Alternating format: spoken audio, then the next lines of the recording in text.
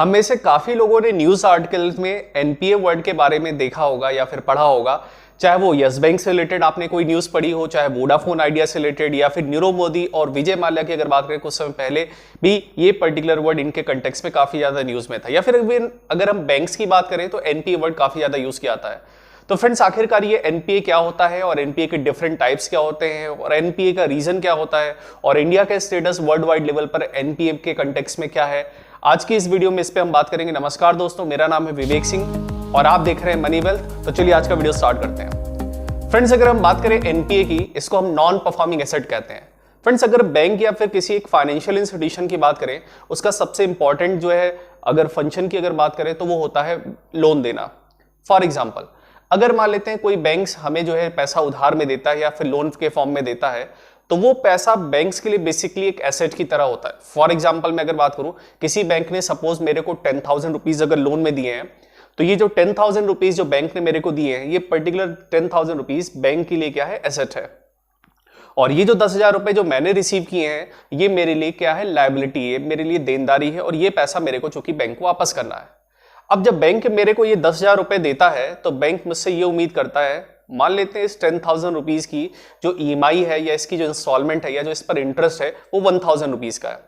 और बैंक ने जो मेरे को 10,000 रुपए दिए हैं, अगर मैं इसका टाइमली पर्टिकुलर जो है इंटरेस्ट या इंस्टॉलमेंट या ईएमआई अगर मैं पेमेंट करता रहता हूं, तो बैंक्स की ये जो एसेट थी तो 10,000 रुपीज थी, वो बैंक के लिए अच्छे से काम करी है और उसको टाइमली उसका इंटरेस्ट या फिर उसका इंस्टॉलमेंट जो है उसको मिलता जा रहा है। तो बैंक्स के लिए अभी फिलहाल जो ये इसकी 10,000 रुपीज की जो एसेट है, ये इसके लिए क्या है फ्रेंड्स, एक परफॉर्मिंग एसेट है।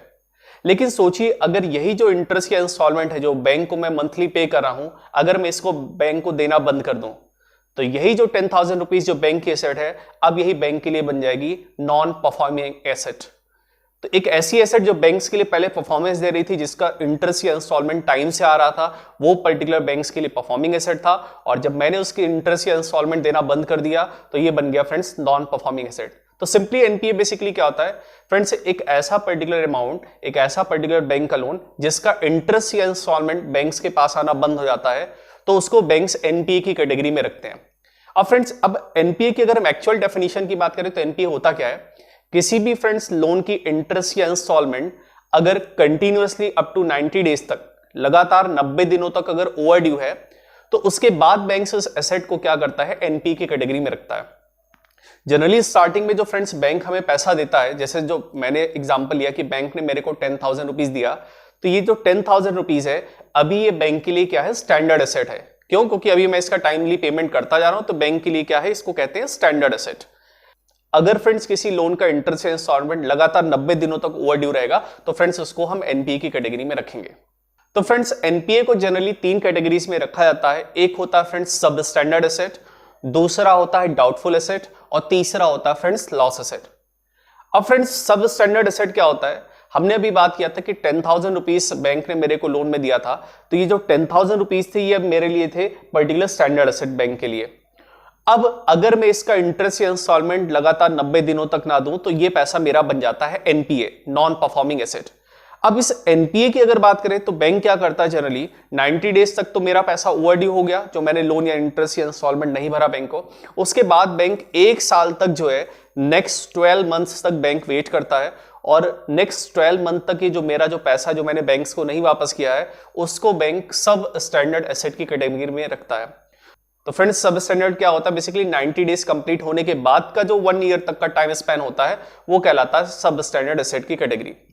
उसके बाद फ्रेंड्स, जब बैंक को लगता है कि उसके लोन के वापस आने के चांसेस कम है, देन उस 1 साल पूरे होने के बाद, मतलब सब स्टैंडर्ड का टाइम पूरा होने के बाद, बैंक उसको जो है आगे के टाइम स्पैन के लिए उसको डाउटफुल एसेट की कैटेगरी में रख देता है। डाउटफुल की एसेट की कैटेगरी में बैंक रिकवरी का प्रोसेस काफी फास्ट कर देता है और उस लोन अमाउंट को रिकवर करने की कोशिश करता है।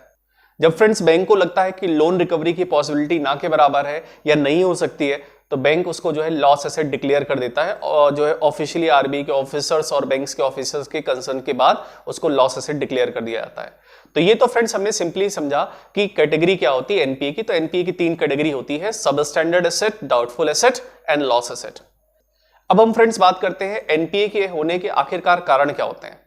एनपीए का फ्रेंड्स जनरली एक रीजन तो हो सकता है कि विलफुल डिफॉल्टर, विलफुल डिफॉल्टर का मतलब क्या हो गया, जैसे आप बेस्ट एग्जांपल ले सकते हैं विजय माल्या, जिसके पास पैसा था, मान लेते उसने पैसा नहीं दिया और वो यहां से बाहर भाग गया, तो ये एक तो एग्जांपल हो गया विलफुल डिफॉल्टर का। विलफुल डिफॉल्टर का मतलब जिनके पास जनरली पैसा होते हुए वो जनरली पे नहीं करते, तो इनको हम विलफुल डिफॉल्टर की कैटेगरी में रखते हैं। एक तो इन लोगों की वजह से होता है।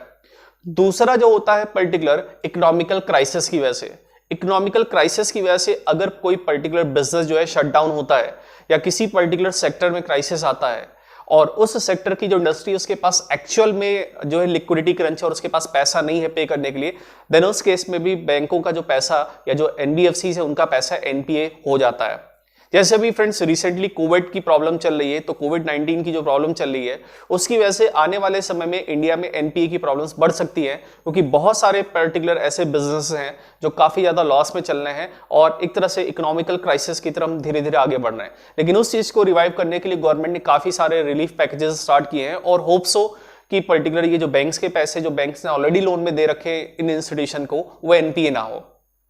तीसरा अगर हम बात करें, अगर पर्टिकुलर जो है बैंक्स के मैनेजर्स या बैंक्स के ऑफिसर्स या पॉलिटिकल इन्फ्लुएंस में आ करके अगर बैंक्स किसी बंदे को फाइनेंस कर देता है या पैसे लोन में दे देता है, एक्चुअल में वो बंदा डिजर्व नहीं करता है ज्यादा बड़े लोन के अमाउंट के लिए, लेकिन चूंकि किसी पॉलिटिकल इन्फ्लुएंस की वजह से या किसी ऑफिशियल बैंक्स के एम्प्लॉयज के लिंक की वजह से अगर उस बंदे को लोन मिल जाता है, देन उस केसेस में भी कई बार बैंक्स का पैसा जो है लोन के फॉर्म में डूबता है। तो ये जनरली कुछ केसेस होते हैं जिसमें जनरली बैंक्स का पैसा जो है लोन के फॉर्म में डूबने के मेजर रीजंस होते हैं।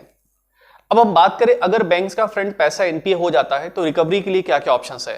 पहला फ्रेंड्स बात करते हैं कोलेटरल की। कोलेटरल का मतलब होगा अगर किसी बंदे ने कोई चीज गिरवी रखी है, कोई चीज कोलेटरल रख के अगर पैसा लोन के फॉर्म में ले रखा है, तो बैंक्स करते हैं क्या है, वो उस कोलेटरल को पर्टिकुलर सेल आउट करके उसको बेच करके वहां से पैसा रिकवर करने की कोशिश करते हैं।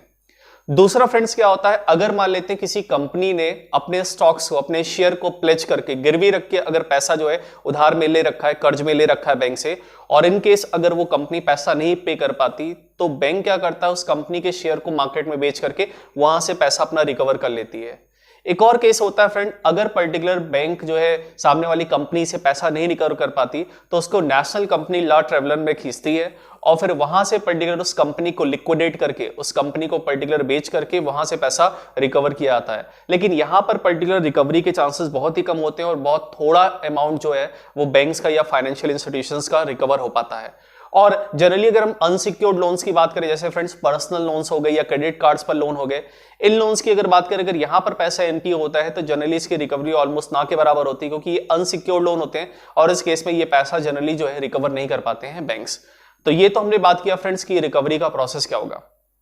अब हम फ्रेंड्स बात करते हैं इंडिया की रैंकिंग वर्ल्ड वाइड लेवल पर एनपीए में क्या है। तो इंडिया जो है दुनिया का सबसे 5वां जो है एनपीए वाला देश है, जिसमें सबसे ज्यादा एनपीए देखा। नंबर 1 पर फ्रेंड्स ग्रीस है, फिर इटली है, फिर पोर्चुगल है, फिर आयरलैंड है और 5th नंबर पर अपने देश का इंडिया का नाम आता है। तो इंडिया में 2009 में जो पर्टिकुलर एनपीए का परसेंटेज देखा गया दैट वाज 9.9% अराउंड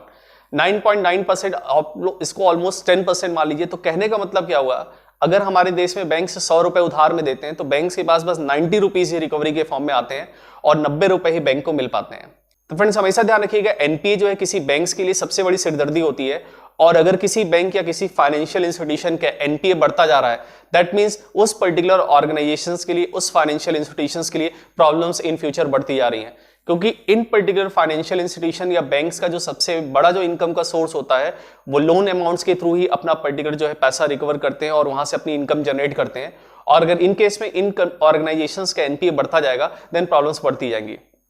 और अगर किसी कंट्री में बैंक्स का एनपीए बढ़ता जा रहा है देन उस केस में जो बैंक्स की हेल्थ है वो भी खराब होती जाती है और उसमें आने वाले टाइम स्पैन में बैंक्स काफी ज्यादा प्रॉब्लम्स में क्रिएट करने लगते हैं। और इंडिया में अगर आप देखें तो रिसेंटली पब्लिक सेक्टर बैंक्स की हालत बहुत ज्यादा खराब चल रही है और पीएसयूज की अगर बात करें तो जो हमारे पीएसयू बैंक्स हैं उनमें काफी ज्यादा एनपीएस जो है वो बैंकों के देखे गए हैं। तो फ्रेंड्स उम्मीद करता हूं आपको कुछ एनपीए के बारे में आइडिया लगा होगा कि आखिरकार एनपीए क्या है। हाँ, एक और इंपॉर्टेंट पॉइंट, अगर आप कभी भी किसी फाइनेंशियल इंस्टीट्यूशन के स्टॉक की एनालिसिस कर रहे हैं, चाहे वो किसी बैंक की है चाहे किसी नॉन बैंकिंग फाइनेंशियल कंपनी की, तो वहां पर एक इंपॉर्टेंट पैरामीटर होता है एनपीए का, नॉन परफॉर्मिंग एसेट का। आप कभी भी किसी ऐसे बैंक या किसी पर्टिकुलर ऐसे फाइनेंशियल इंस्टीट्यूशन के स्टॉक में पैसा मत इन्वेस्ट करिए जहां पर पर्टिकुलर उस ऑर्गेनाइजेशन का एनपीए ज्यादा हो। तो हमेशा कोशिश करिए जिनके एनपीएस कम है वहां पर आप पैसा इन्वेस्ट करिए ताकि वहां पर लॉस के चांसेस बहुत ही कम हो। तो उम्मीद करता हूं फ्रेंड्स ये आपको वीडियो अच्छी लग रही होगी। अगर आपको ये वीडियो अच्छी लग रही है फ्रेंड्स, तो अगर आप इसको फेसबुक पर देख रहे हैं तो प्लीज पेज को लाइक करिए, और अगर फ्रेंड्स ये आप वीडियो यूट्यूब पर देख रहे हैं तो प्लीज चैनल को सब्सक्राइब करिए और अपने फ्रेंड्स के साथ शेयर करिए। Thank you friends.